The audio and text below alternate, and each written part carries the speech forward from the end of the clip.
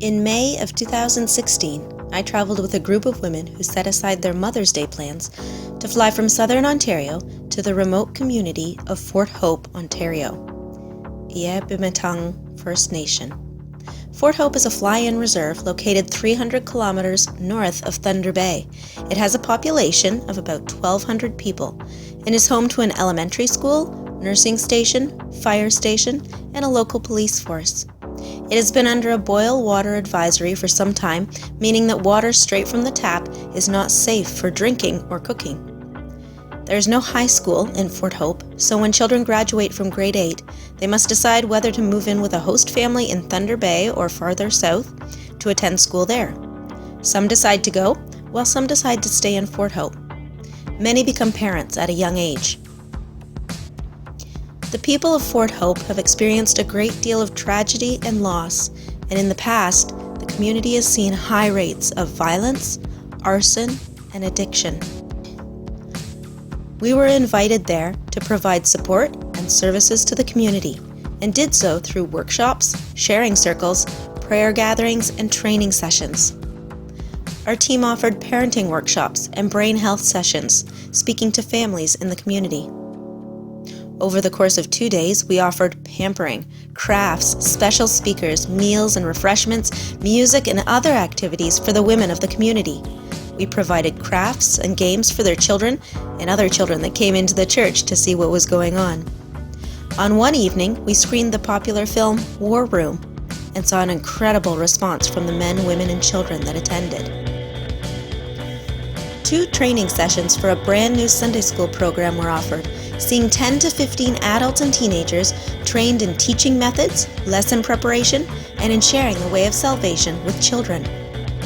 On Sunday morning, our newly trained teachers each took a turn trying out their newly learned skills during the first Sunday school class at the Revival House of Prayer. One afternoon, half our team headed out for a volleyball game with youth from Fort Hope and had a wonderful time of fun and getting to know one another, while the other half of our team walked the dirt roads of the community, praying for the leadership, families, women, and children. A sharing circle and prayer time took place that evening and became an amazing time of release and prayer, especially for the young women of Fort Hope. The Early Childhood Center was open to us to provide 2 Parenting Through Grief classes. They were attended by women who had experienced the unexpected loss of sisters, brothers, parents, and children through addiction, alcohol abuse, suicide, and murder. These sessions became a time of sharing, intense prayer, and healing as we discussed ways to cope with our own grief while helping our children work through theirs. A grief session was also held at the Detox Center for clients who had just begun the program. Our discussion led to constructive and creative methods of coping with our own grief and helping our children too, and wrapped up with prayer over the clients, their healing, and their anticipated progress through the program. Several home visits took place through our time in Fort Hope, and these were intense times of worship and prayer as we listened to stories of loss, cried with our hosts, and prayed with them.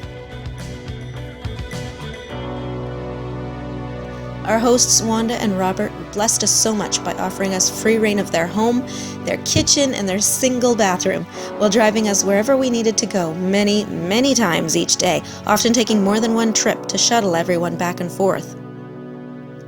Pastor Jimmy Waboose and his wife Ruth allowed us use of their brand new church building, the Revival House of Prayer, for many of our gatherings and events. It was so new it didn't even have water or plumbing set up, and we're so grateful to them for their hospitality. While the residents of Fort Hope struggle daily with challenges that many of us won't experience ourselves, there is a dedicated group of believers who are walking testaments to the transforming power of the love of Christ and the grace of God.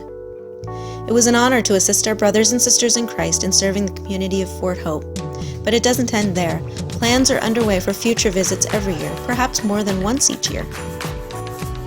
While our team was in Fort Hope, another team of women provided similar events, gatherings, workshops, and trainings in Wiagamau, and in the past, teams have also visited Pakanjikam.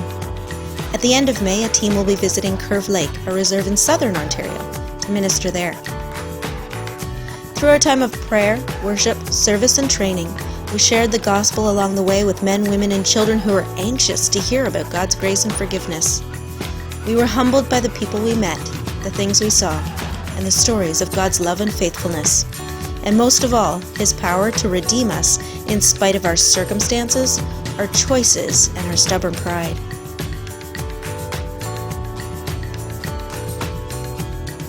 Second Chronicles 7:14 says, "If my people who are called by my name will humble themselves and pray and seek my face and turn from their wicked ways, then I will hear from heaven and I will forgive their sin and heal their land."